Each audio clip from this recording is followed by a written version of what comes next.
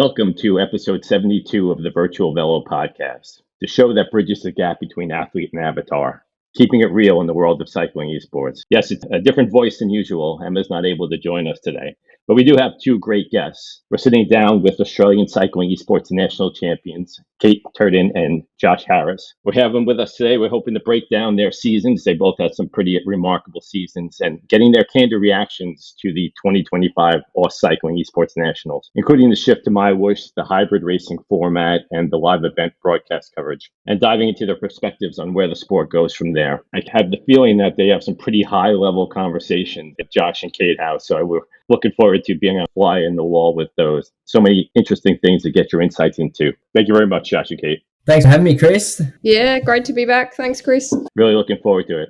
All right, so before we jump into the details of the Aussie Nationals and all the excitement around that, let's zoom out a little bit first. The cycling esports season has unofficially wrapped up. How would each of you describe your season overall? Josh, you were able to get that national title that you've been coveting for so long. You kept the gold and green jersey in your household. Looking back, what stands out as your big success and the toughest challenges this year, and what did you learn along the way? I think for me, it was a season that I achieved everything that I wanted to, really. So starting off with 8th place at the Worlds, that whole experience was just fantastic, and my goal was certainly not to finish 8th, so that was massive. And then to shift focus after that to the Zwift Games, finishing 5th there again after last year's result was again something I'm really, really proud of, and then capped off with the Nationals. Those three things were my main goals, and I achieved really good results in all of them. Yeah, it really seemed like you took a step up this season, which was really amazing to see.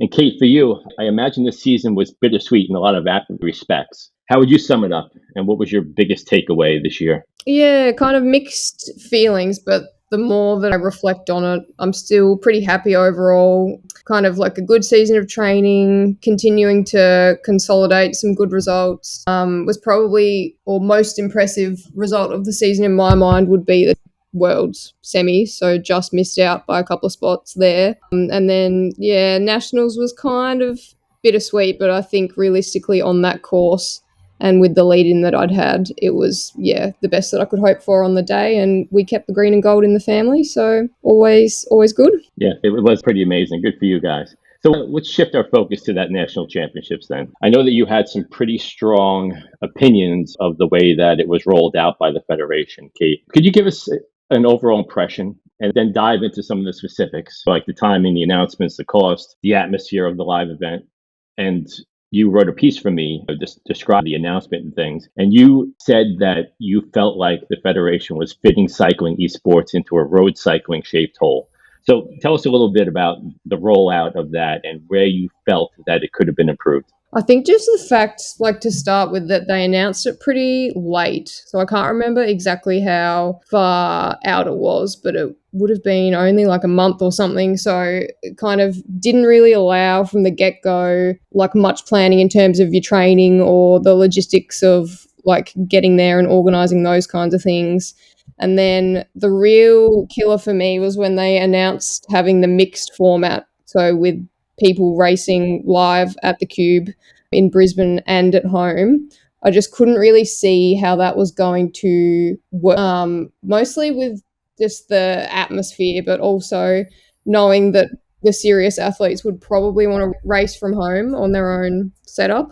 And then, in terms of the actual event, just thought the broadcast was a little bit, they missed probably the first 10 minutes of the women's race. You could hear them talking and they didn't know that the recording had even started, and just a bit of a letdown, I think, in my opinion. Yeah, we're going to delve into both of those topics, the hybrid model and also the broadcast. I'm going to get back to you on that. But Josh, I want to ask you, the championship switched over to MyWhoosh this year. How do you feel about that and the format that was used? Yeah, I'm more than happy with the shift of platforms, given where the UCI have taken things. I think it could have been announced in a more timely fashion to potentially lure a few more athletes to the event. AUSCycling in the past did have a pretty good relationship with Zwift and a fairly decent community of riders on Zwift, I think. So that's probably a challenge in setting up a new event on the platform. And then, yeah, I thought Scratch Race on a course in Australia that finished on a fairly iconic part of that route was a pretty good choice, and obviously suited me a little bit when we first found out. I think my reaction was the opposite to Kate's, but I think format-wise, it was fine. It seemed short. Did you think that you needed a little bit more to make a selection there, or was the 20K course enough for you? I think it was fine. I think that climb's enough to break things up. You look at the stages in all the UCI events of the past few years, we do shorter events in those races than your typical Sunday Race Club stage. They were also similar length to a lot of the Zwift Games stages as well. So, yeah, I personally didn't think it was too short, although I know some people would prefer longer races. So last year, you both obviously attended and you won, Kate, and it was in the Cube, which is the Queensland University of Technology, I assume, right?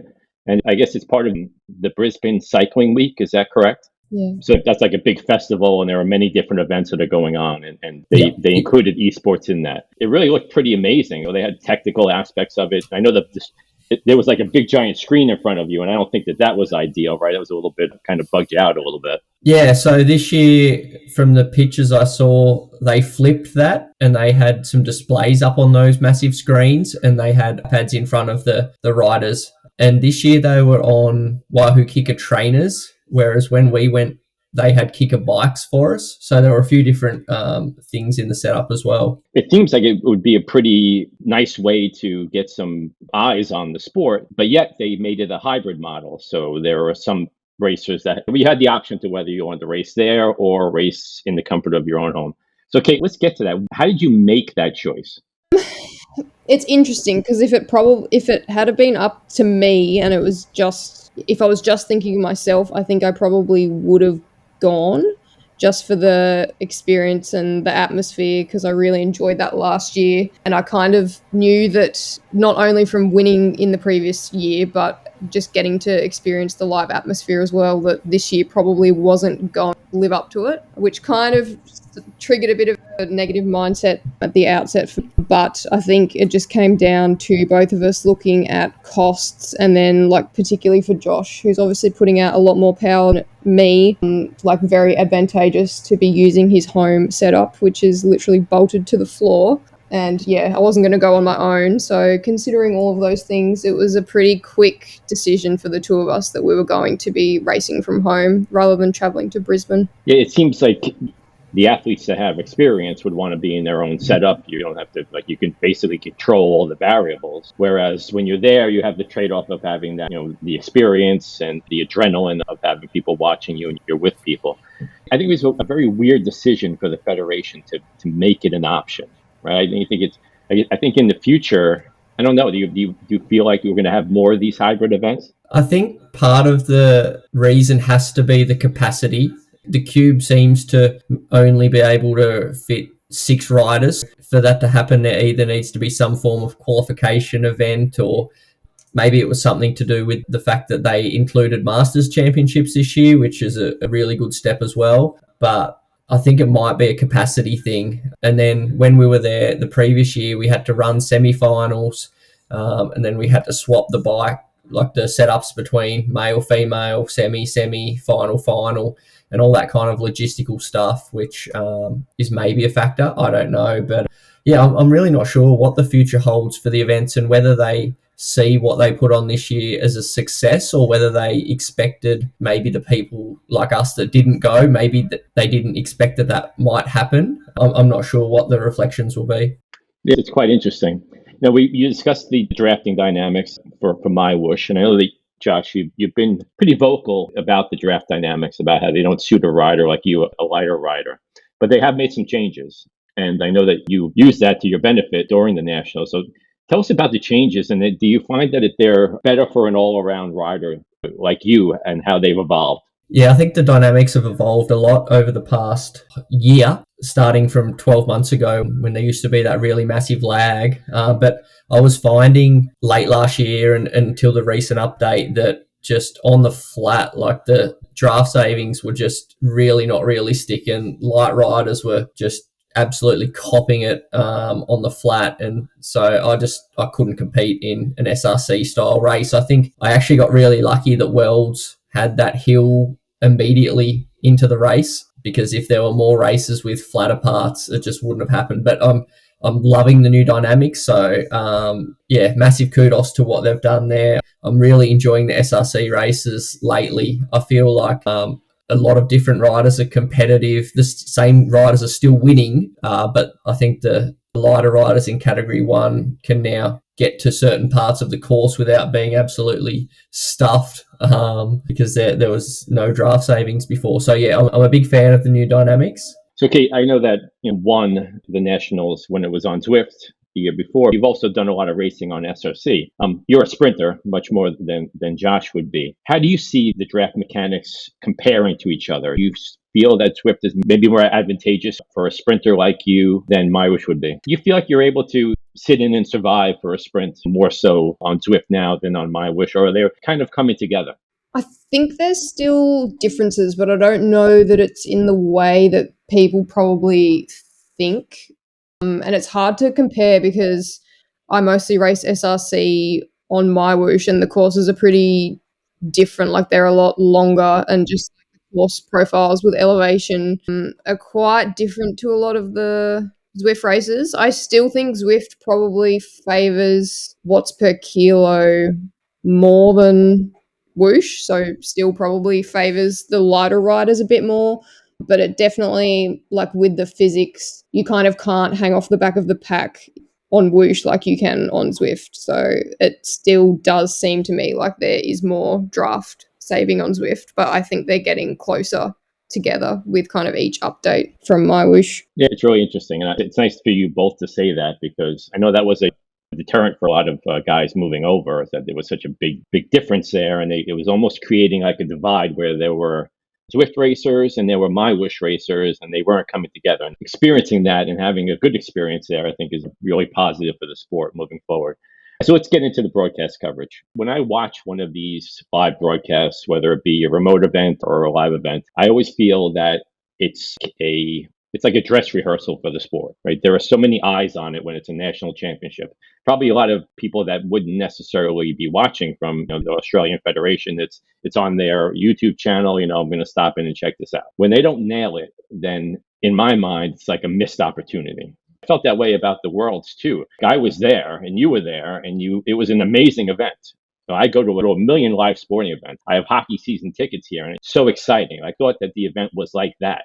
But I spoke to a lot of people that didn't go, and they're like, Chris, it didn't really look that exciting. I'm like, it was incredibly exciting, but we weren't able to make that connection. So, Josh, you watched the broadcast back of the Australian Nationals. How would you rate the presentation and the accessibility of the event coverage? Was it easy for the fans to engage and to follow the action? I think the start was slow and it got better as the broadcast went on, but by then you've probably lost a lot of people. Obviously, it started really late. The audio issues and stuff in the women's. I think by the time they got to the men, it seemed like a fairly standard broadcast. However, I think the fact that the races in the cube, the camera angles in there did not do it justice at all. It was just like a dark little screen, and like the people at home watching probably preferred to see us on our home setups, because that the camera angles and lighting in the cube just really, for such a cool venue, it just didn't really add to the broadcast in that sense either. But yeah, I think it improved by the time we got around. The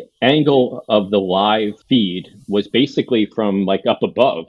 So it was like one level above where the racers were, and it was just like down on their backs. So you really couldn't see anything, and it was kind of blurry, and it, in my opinion, it didn't really seem to add too much. And I know, Kate, you had mentioned to me that you didn't even watch it back, so you did watch it back so that we could have this discussion. What were your thoughts overall on whether it captured the interest of the event and also people that would be maybe tuning in for the first time? Yeah, similar to Josh. I mean, I struggled to watch it back just because I didn't find it engaging, I guess. And yeah, the audio issues, missing the first part of the race. I mean, I didn't do particularly as well as I hoped, so that probably influenced my opinions as well. And I think like trying to mesh together having the footage at the Cube with then having the people riding at home was a bit, yeah, I don't know. I think they probably could have done a bit better with that, and yeah, maybe showing some more footage of the riders at home. And it's a tough one for me because there are many federations that don't even have a national championship, right? So I have to give credit to the Australian Federation. They've always had a national team for you guys. This is they've had a few national championships, but this is the second one that had a live or a hybrid event. So in that way, they're ahead of the curve. But it didn't seem as if they devoted the resources that they would devote to like a road nationals or something like that. Like I did some research and I found that I think that there was it was like a student intern group that was doing the production, at the Cube there, and it kind of seemed that way because they were 20 minutes late with the technical issues, and then when they did come to the broadcast, they had a hot mic and nobody realized it, and then when they were doing the in-venue interviews, every single time the mic was off for a minute before they realized it, and then had to redo the interviews, and at that point, a lot of the people that were there already had said what they wanted to say, and they were already on to other thoughts. So, it's kind of one of these things where, kudos to AUSCycling for having the event, but if you don't execute the event, is it more detrimental than not having it at all? Kate, what would you think? I think they're still moving in the right direction. Like, I think it's definitely better than not having it, but there's still a long way to go, I think.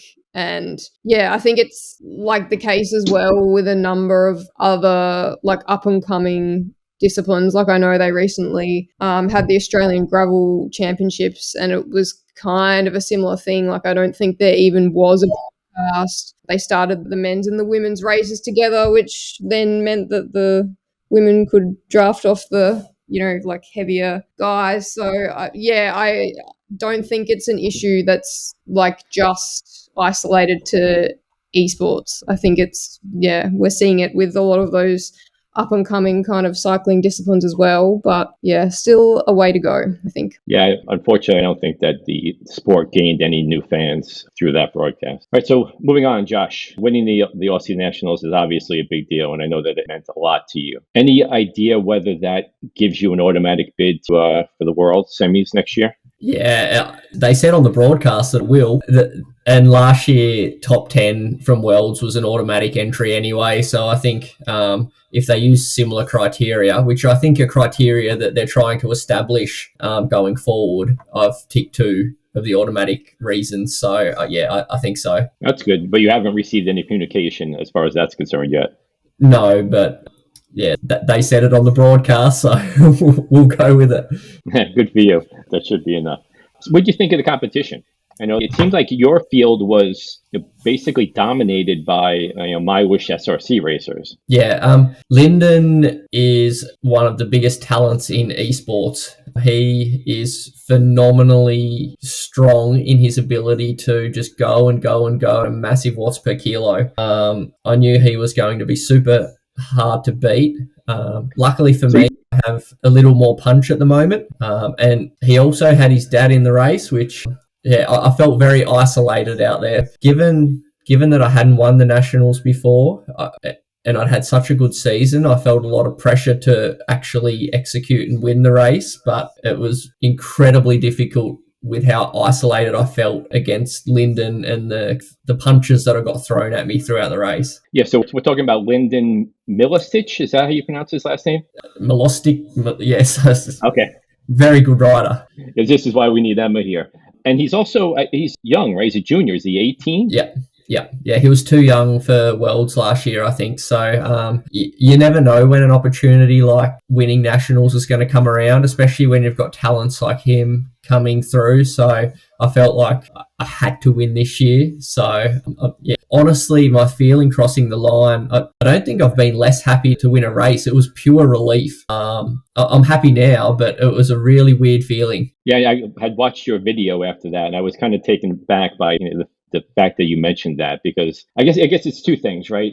There are a lot of people who look at our sport, cycling, esports, and they say, oh, it doesn't really mean anything. But then there's like a top level athlete like you who's competed at the top level, running and other sports, that you had all that pressure on you while you're racing from your house, right? It's kind of I think people don't realize, they don't make that connection, and it's pretty interesting. Kate, the women's field didn't really have any SRC racers. Why do you think it differed, and does the federation attract more female esports athletes? I don't know that there are that many Aussie women who do SRC, to be honest, other than me and Tilly. I feel like it's still not super popular. There's also Katie in the Masters, I think, but yeah, I can't really think of anyone else off the top of my head. Yeah, it's interesting. I'm not too sure why it hasn't gained as much popularity with the women. Yeah. I think it kind of, and I want to ask you this, Josh, does it kind of speak more to the overall acceptance of cycling esports? Like, do you feel that cycling esports is accepted as a unique discipline in Australia? I think we have extra challenges at the elite level because of the times we have to race. There's a massive disincentive to get up and race at 3, 4, 5 a.m. in the morning for the elite races. So the past few years in the Zwift series, I've essentially been the only Australian male in those races. Freddie rocks up to the Zwift Games, based in Europe though. I think the time issues really have an impact. SRC races are better for us. They're not perfect, being on a Sunday night. So I think you get a little bit there. In terms of acceptance, I think it's neutral. There's certainly some level of acceptance. There's a lot of who cares probably from your general cycling community. But I certainly think that people that know us respect what we do, but it's certainly not a super popular discipline at this point. So I think, going to you, Kate, you wrote a piece for the Zommunique. You contribute and you do some really great work, and I'm honored to publish it on the site. Basically, exploring that comparison between the World Tour rider and the elite cycling esports racer, because we're seeing that their producing power number are very similar. And I think in a lot of ways that becomes one of these issues that affects the acceptance, because how could these athletes do this? So you highlighted some specific areas like aerodynamics, race length, specific pedaling technique, psychological barriers, the weight gap, and accessibility. Can you unpack what you mean by these points and why they matter so much? Yeah, it's definitely interesting. I think the shorter races, particularly like on, for SRC, we're looking at races that are often not much longer than an hour, 75 minutes.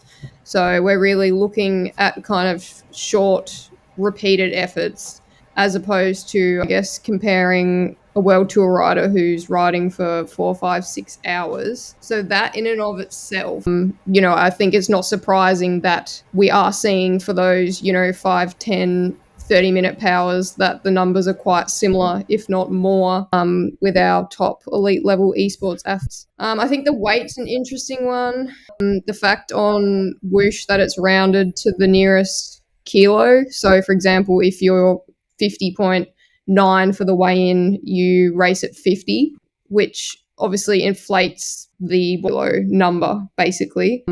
And I guess it's kind of, I don't want to say becoming more popular, but there are definitely athletes out there who are, doing the whole weight cutting thing, so that they can sit at the top of that bracket, I guess, and then weigh in as light as possible, which then influences the numbers as well.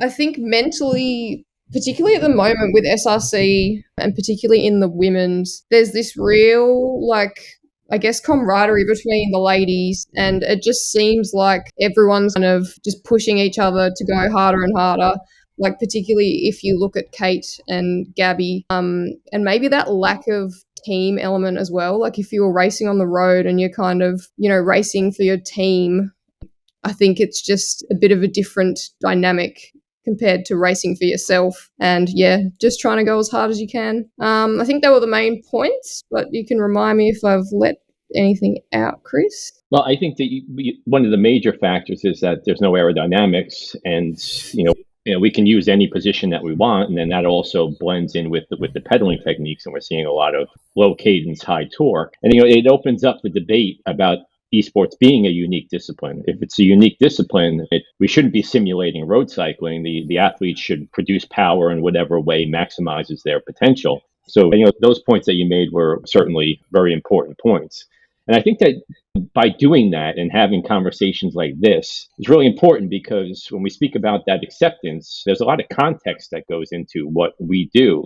And I've been writing for the Escape Collective. I'm lucky enough to be the esports reporter now, and it's a very engaging community there. And a lot of the comments that I receive, which are sometimes frustrating, is due to a lack of knowledge of the sport, because people don't have that context. Because you look at these athletes that are racing from their basements, they're doing World Tour power. We don't realize that there is the weight gap issue. So if somebody's doing 5.5 watts per kilo for 20 minutes, when you normalize it for what their normalized weight would be, then it brings it back down into top level, but not otherworldly number. So yeah, it's very interesting, and it's important that we have these conversations. Josh, building on that, Kate mentioned the team aspect, and that the fact that it's mainly individual, and they're all pushing each other to go harder and harder without any team dynamic until you get to the finals of SRC, at which time then that's where the majority of the money is on the line, and then we pull that team dynamic. I've always seemed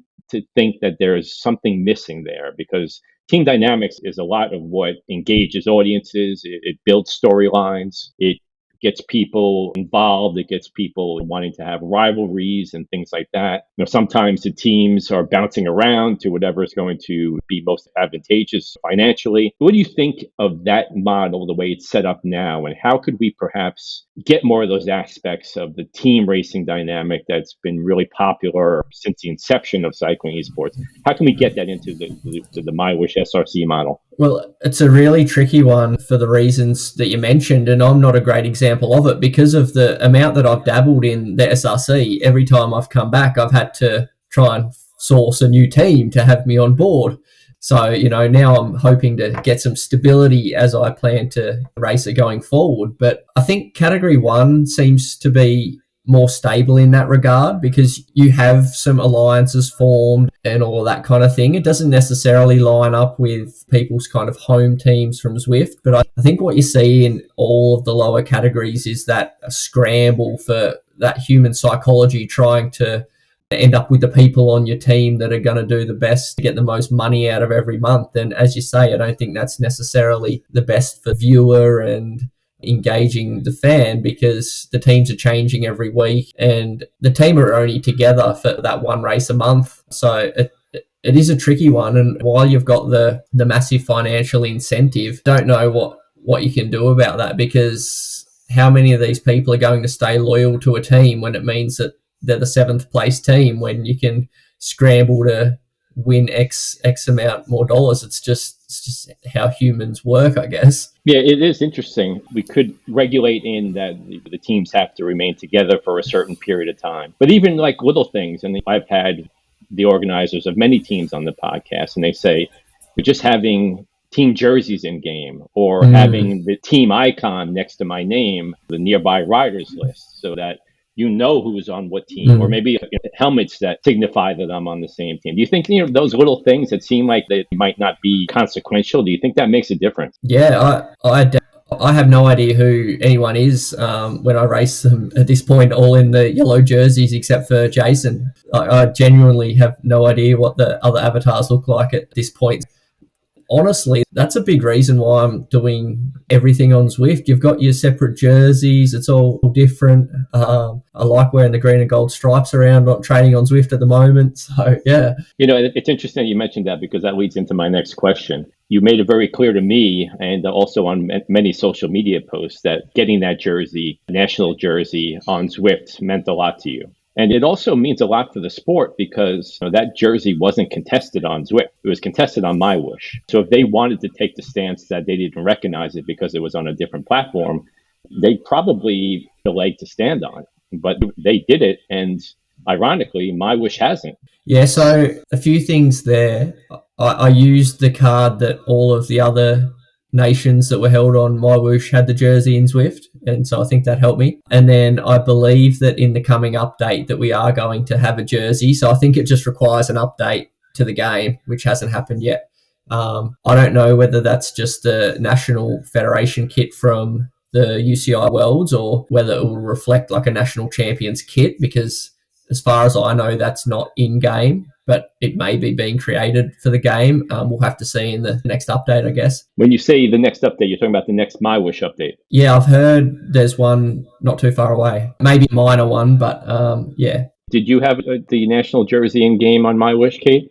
No, not on MyWhoosh, only Zwift. Yeah, okay, well, that would certainly be something different. We'd love to see that. I feel like I need to ask you something else, Josh. Talking about updates, Zwift had a big update with bikes and the Halo bikes and all these things. I think I saw a video where you had one of the Halo bikes. Yeah, I've earned a Halo. You must have been riding like 24 hours a day straight to get that thing. No, what was it? 1,600 kilometers, was it, or 800 on the SL8? So that's 2 weeks-ish. The Athos was about a week of climbing. And what are we? I think the update's nearly 8 weeks ago now. So I upgraded the third bike to get the Halo. But yeah, there are certainly some people that I've seen descending and teleporting up and down some of the mountains all day. First of all, the whole bike upgrade thing is kind of lost on me, but I know that is a motivator for a lot of people, and I know that you were pretty fond of the ability to do that. It keeps people engaged, certainly. Love it. Yeah, I know the fact that the bikes are neutralized in cycling esports makes kind of a non-issue as far as I'm concerned. But I did update my SL8, so I would have the perceived benefit of everything that goes along with that. It did create a lot of controversy because there were some elite racers that used some of the hacks, the teleporting hack and the other hack for the time trial bikes, and they lost their tick mark because of that. Yeah. And I also believe that there was an actual letter that was sent out to all the elite racers from the Zwift commissaire warning against any activity like that. So, Kate, I want to ask, is that fair that Zwift is holding elite athletes to a higher standard? Geez, I think I'm the wrong person to ask because I am not involved with these updates or trying to get them. But I don't know. I don't really have an opinion on, to be honest. Potentially, I think, like, seeing as they're not going to impact any of the elite racing, I guess, from the perspective that the bikes are neutralized. But I don't know. Josh is probably the better person to ask that question to. Basically, Josh, the controversy is that there were some elite racers that didn't follow the rules as they were intended by Zwift. Although, Zwift has the loopholes in their coding, it makes you able to do that. So, are you as an elite athlete, are you a representative of the platform? Are you somebody who people are looking up to as an example? So I think it depends on where every individual draws their own moral line. For me, there were things that I heard about that I thought, that's cheating. And there were things that I felt in my mind and my morals were on the other side of that line. And one in particular got shut down pretty quickly and we got sent a letter about that one. But I think there are certain things like the use of bots to farm kilometers XP, or I heard about the one that got the banned and stuff like that. Things like that I think are out of the ordinary. And I think for those kind of things, elite racers certainly should probably be held to a slightly higher level of scrutiny in the community. But yeah, I think everyone's got their own moral compass, I guess, in those manners. And some people are screaming that a few of those things are blatant cheating, and others don't have a real problem with it because it's part of the game and they're not actually doing anything. Yeah, it's a tough one. You would hope that these things would be not available to people so they wouldn't have to make those choices. Shifting gears a little bit, Kate, I want to speak to you about that article that you wrote about specific esports training. You interviewed Alex Coe for that. Can you break down what the message was from him about the unique physiological demands and the specialized training required for cycling esports? After talking to him, what stood out most to you about his approach? I think are you also trained by Alex? Yes, yeah, correct. Have been coached by Alex for a bit over 6 months now. I think the key takeaway really was just that, like, road or Any other cycling discipline has quite different demands to cycling esports, and therefore the way that we should approach training is quite different. But I guess all cycling is like an endurance-based sport, so there are some similarities there.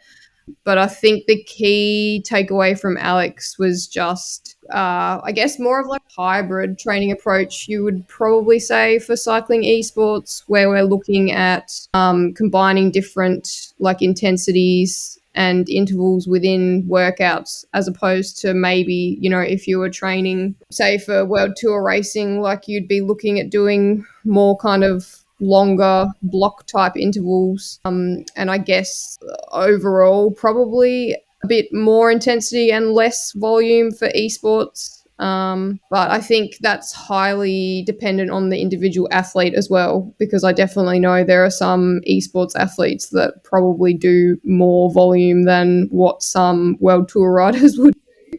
So, yeah, I think it is quite individual. Do you feel that Alex Coe's approach, being more of an esports specific approach, has led to your success? I think it's definitely played a large role, just along with like time spent cycling as well. I'm quite new to sport and endurance sport in general, so still kind of working on building that engine, but I think it's definitely helped me, I guess, avoid overtraining and injury and those kinds of things, I would say. In my estimation, he was one of the first coaches to embrace cycling esports and actually tailor his approach. I think that also factors into a lot of the athletes that are doing World Tour Power also. And I think that, the sky's the limit as far as that's concerned. You're starting to see more coaches now that are focusing in on specific cycling esports.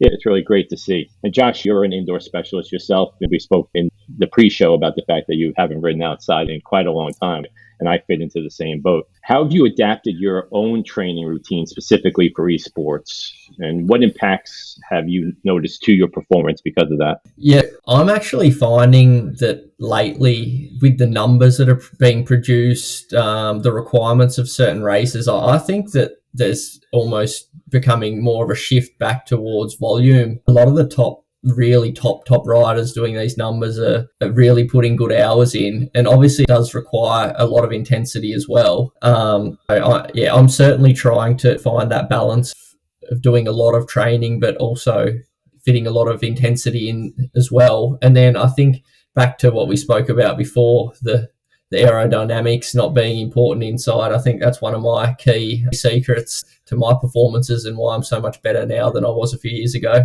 So I'm not going to let you stop there. What are those adaptations that you've made, and why do you feel that it's a secret? Well, standing for a high percentage of the time.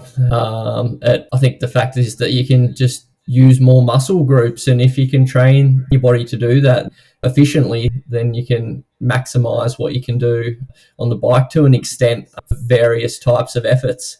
And I think that's certainly been an element that I've improved the last few years, and certainly one reason for my success. Just so that we can kind of quantify this for people that are listening, how long can you stand and produce power? If you challenge me to stand up, I could do it for probably unlimited. It wouldn't be at massive watts if it was unlimited. That would certainly drop off, but yeah, I could ride without a saddle if I had to. So you specifically train for out of the saddle efforts? Yeah. I don't do anything above threshold in the seat. Yeah, it's pretty amazing. I'm the same. I have trouble producing power seated, but out of the saddle, indoors, you can basically pick at whatever position is most advantageous for you. The other thing is that I found when I have went outside is just the stability of the bike inside. It's all one plane. So you can really become efficient at it. Whereas when I've tried to do like some of those outdoor power tests and stuff, the rocking of the bike, it's not one plane, and it feels like a far less efficient motion, or compared to what I've adapted to as someone that rides 99% of my riding inside. Yeah, I think that also speaks to what Kate wrote, where there's a lot of energy that's expended just to stay upright and not end up in a ditch when you're doing those type of things. You're competing, I'm watching, right? And I'm watching you stand up for 15 or 20 minutes on a climb like Alpe du Zwift. Everybody in the YouTube comments is saying, he's standing up the whole time. His cadence is so low. This isn't real cycling. He could never do that on the road.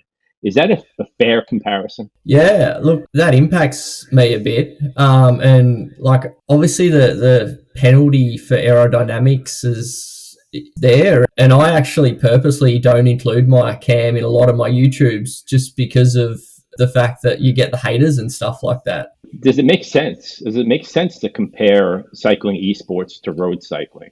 Like in my mind, it's more comparable to like cross or track. Why do we have that entrenched belief that it has to be road cycling? In my opinion, they're two different sports, and while they have rules that are two different sports, I'll treat them as two different sports. If tomorrow we have cameras on our bikes and I have to completely adapt my technique, then so be it. But for now, esports is esports, and that's how I'll race it. I certainly hope that doesn't happen, because as far as I'm concerned, it's not a simulation. It should evolve to define itself as an individual sport. And Kate, this season in general has been pretty groundbreaking in a lot of ways. We have MyWhoosh emerging as a major player in elite cycling esports. You had the first ever live event world championship final. We had some equipment hiccups that caused the pause of the Zwift World Series and shined the spotlight on the fact that perhaps the hardware doesn't live up to the standards of the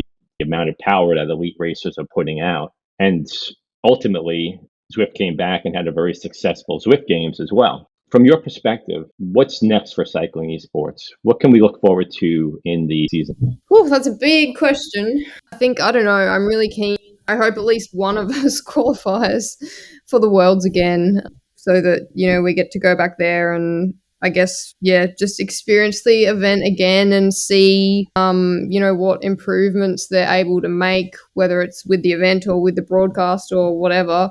But I don't know, I kind of feel like we're heading into almost unknown territory a bit, and it'll be interesting to see, just how things evolve over the next 6 to 12 months, I guess. And I don't know. Do you had, Josh? I think for me, I'm really interested to see what happens between now and 2027, where there's potential Olympic ambition sport. In the meantime, I think it would be great if there was more kind of coordination between what we do on different platforms with either the UCI or the national governing bodies, but even like within the nations, like the state bodies, like there's not much of a scene at the moment. It's just Zwift do this, MyWhoosh do this, the UCI do one race. There's a lot more that could be connected together to make it a full sport before we potentially head into 2027. I'm sure that some of the people know this, but many of the people don't, that you held the world record for the fastest beer mile for a while. So I was thinking maybe we could have a beer mile like esports event to raise some awareness and to get some excitement around the sport. What do you think of that? Depends. Some people would find it irresponsible in this day and age. We'd have to see who the right people and stakeholders are, mate. Yeah, I was thinking about that and where it could possibly go wrong when you talk about the weight gap. We have a bunch of dehydrated people drinking beer in their basements. Yeah, it probably wouldn't go too well. So please don't hold me to that. I'm not calling for us to have a beer mile, but maybe something else gimmicky. It's just such a fun sport, and technology's only increasing year after year. You wonder, and road races I know down here are harder and harder to get put on with insurance and stuff. You can only imagine this stuff should continue to grow if the right hands kind of take it on board. Well, I know for a fact that you will both be there to promote the sport. You're great stewards of the sport and always are banging the gong for it. And I really appreciate it. And I think that this is a perfect place to stop. And just going to take where Emma usually does, I'm going to say that you can subscribe to the Virtual Velo Podcast on your favorite podcast provider and YouTube. You can follow Emma Martin, my co-host, on Instagram at biking_Emma, and me at the Zommunique. You can watch Emma putting words to the action of the MyWhoosh Sunday Race Club this Sunday and every Sunday. And head over to Zommunique.com and please become a member of the Escape Collective, where I am the new esports reporter, and I'm certainly enjoying that role and the ability to present esports to a different audience.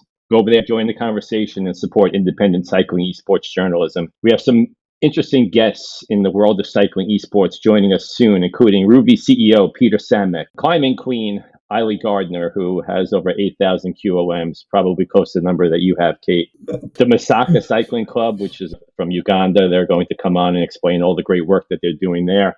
And we're also going to have the new 24-hour virtual cycling world record holder, Matthew Lefthand, on the podcast as well. Thank you to Josh and Kate for sharing their fascinating perspective, and to you for listening. I will remind you to please take care of your heart, get a coronary calcium scan. Saved my life, and it could save yours. Ride safely. Goodbye.